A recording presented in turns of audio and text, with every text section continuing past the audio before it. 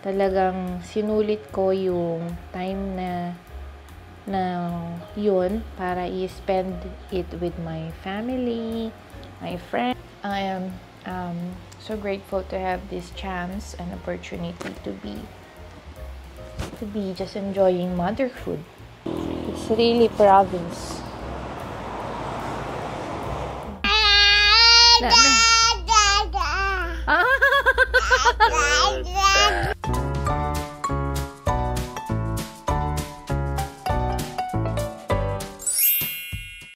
Hello guys! Kamusta po kayong lahat? Sana ay okay kayo.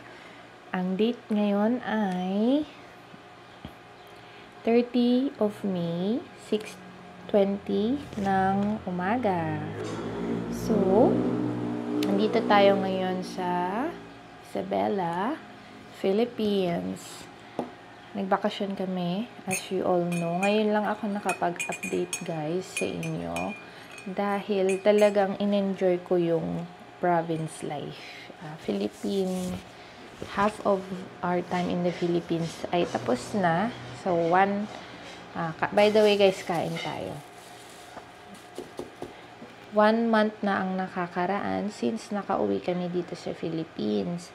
Pero hindi ako nag-vlog kasi talagang sinulit ko yung time na yun para i-spend it with my family, my friends.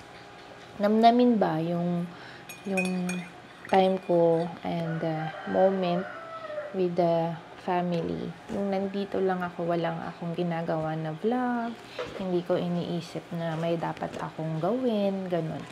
Ganun yung ginawa ko. And also, dahil nung pagdating namin dito nung April, nung a week before kaming mag-fly ni Aliyah, nagka-flu po ako.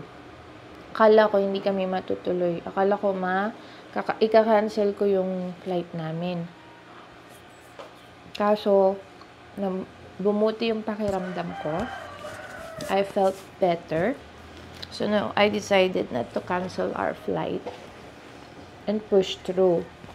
Pero I was still ill, coughing. Ganon.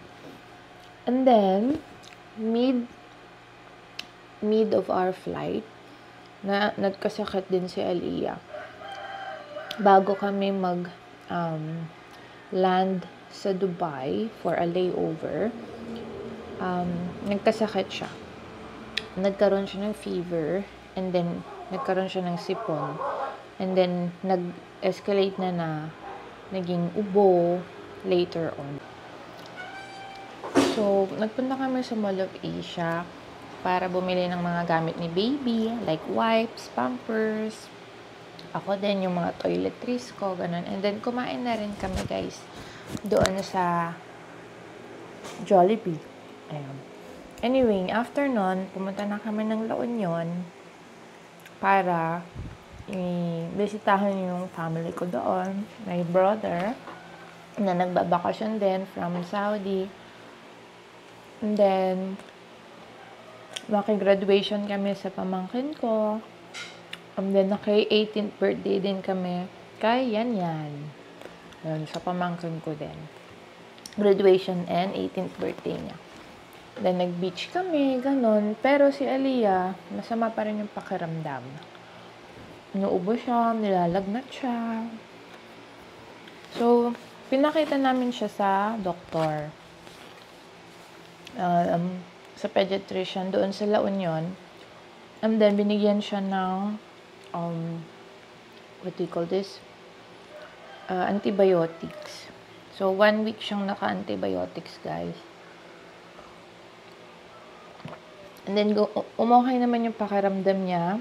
And then, pag uwi namin dito sa Isabela, napakaganda ng aming experience dito. Except yung napakainit ng panahon talaga. 35 degrees pag tanghali. And it's really, really hot here na almost you don't want to go out. Starting at 9 a.m. until 5 p.m. You don't want to go out and about because it's too hot. So what we do here is in the morning, we wake up so early like this, enjoy the nice cool weather, drink our coffee, eat our breakfast, and then at 9 a.m., then we go out pala and then enjoy the sun. Si Aliyah, we have to bring her out for her to have some sun, sunbathing, and then we come in around 9ish. Then dito na lang kami sa loob, either manood ng TV or magmerienda. Ganun, minsan doon lang kami sa loob ng kwarto because of the aircon, ganun. So, only now that I managed to vlog because I made sure that I enjoy this time with my family. And just soak it all in. Like, na ininamnam ko talaga yung time ko na wala akong ginagawa. Hindi ako nag-iisip ng kahit na may katulong ako na mag-look after kay Aliyah, si Ate Jocelyn. And she helped me with baby. So, she's my help. A big help when it comes to Aliyah during our time here sa Philippines. Because I'm still on my maternity leave, guys. I am so grateful to have this chance and opportunity to be just enjoying motherhood. Oh, wait, look at Aliyah. Hey, Aliyah. Say hi. Hello. We're in the province. Where are you, Aliyah? We are at Grandma and Granddad's house. Yes. Oh, she's holding our camera. Oh, not that, anak. Grandma is going to cook. What do you call that? Bilo-bilo. Oh, not that one. Yummy, Aliyah. What are you eating? Egg and oatmeal. Aliyah is eating egg and oatmeal. Egg fresh from the chicken. Fresh from the neighbor. Fresh from the chicken. Kano yung ginatang? Wow, sarap. Sarap? Is it nice? Yeah. What is this? This is Grandma's garden. Look at that. Eggplant.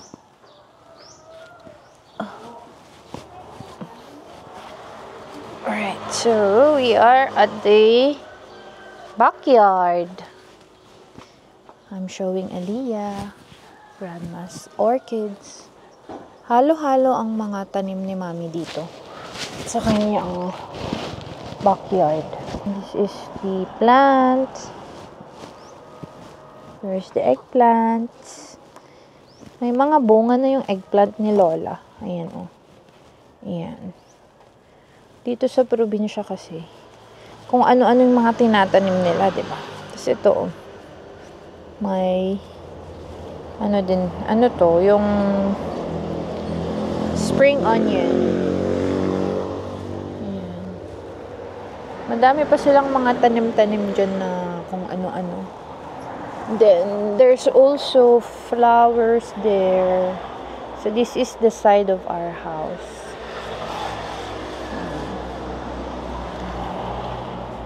And that's Lola's kubo.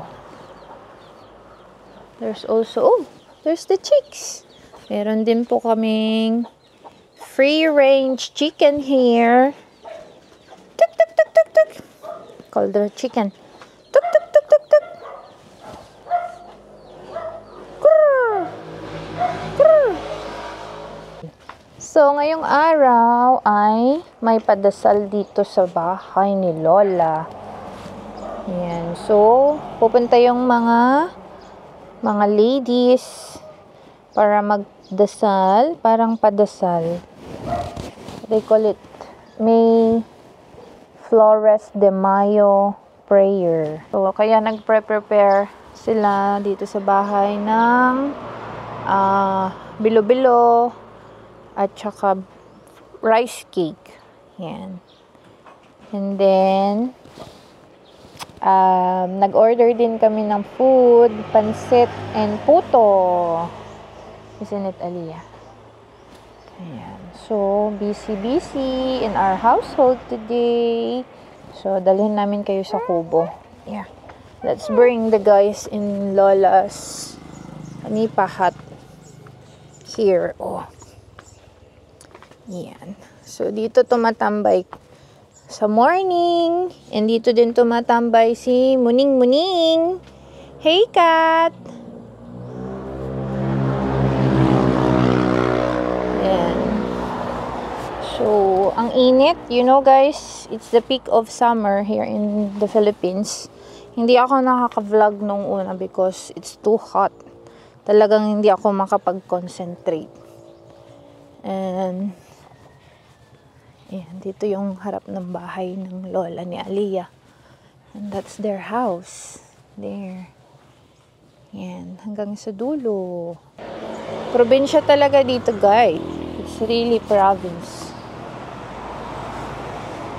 Tutulog sa kotse.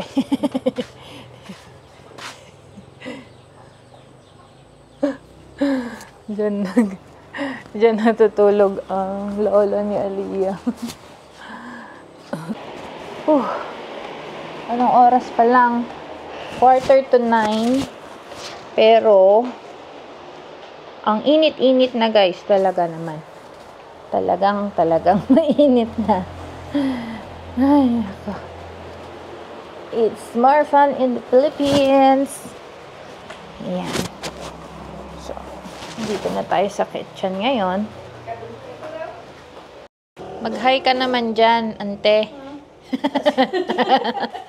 Paside ka lang, paside. Paside. Kasta may outside. Ayan. Ang dami kasing buko dito, guys. Meron naman, hindi naman yung mas sobrang dami, pero free kasi yung mga buko dito, galing dun sa bukid ni Lola. Ang dami. Kaya hindi sila dito bumibili ng mga buko para sa food. They do it. They get it from the farm, and then sila yung yung tawag dun? They call it igad, meaning grinding the coconut meat.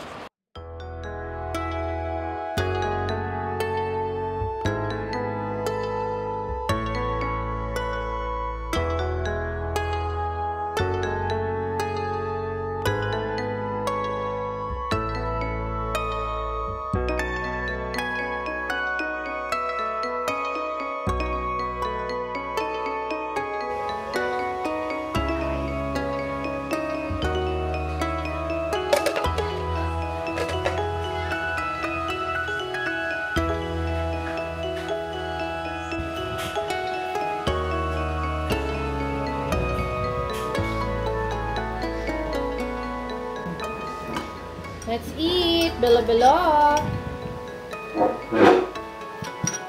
Sarap. Kayo lang ba ka magdagdagin na namin doon eh. Sakto lang. Kakaya sila ba sila nagsamay?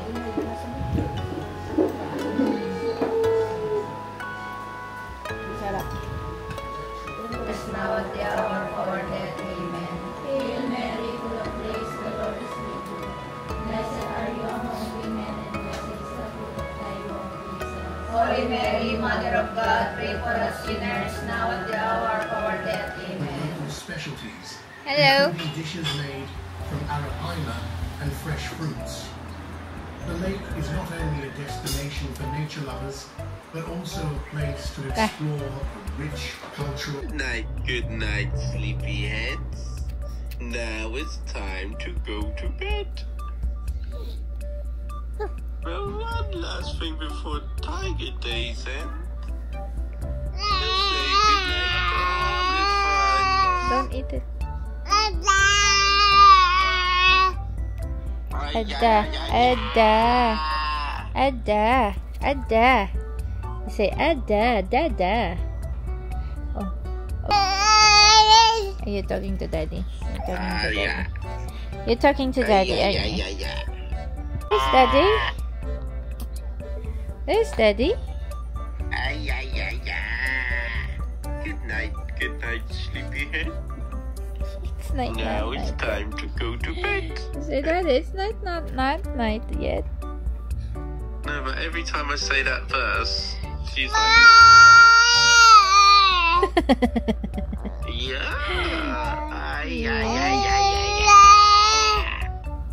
Okay, you sit up then. You sit.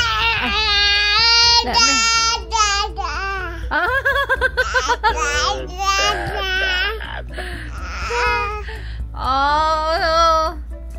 You let Daddy win, not Mommy. Is that Dada? Okay, it's okay. It's okay. I'm not. It's okay. It's okay with Mommy.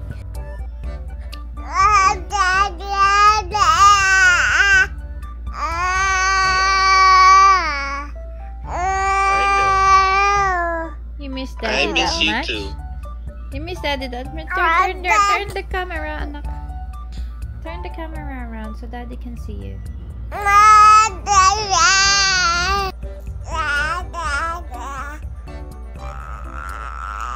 Hold this one. Hold that phone.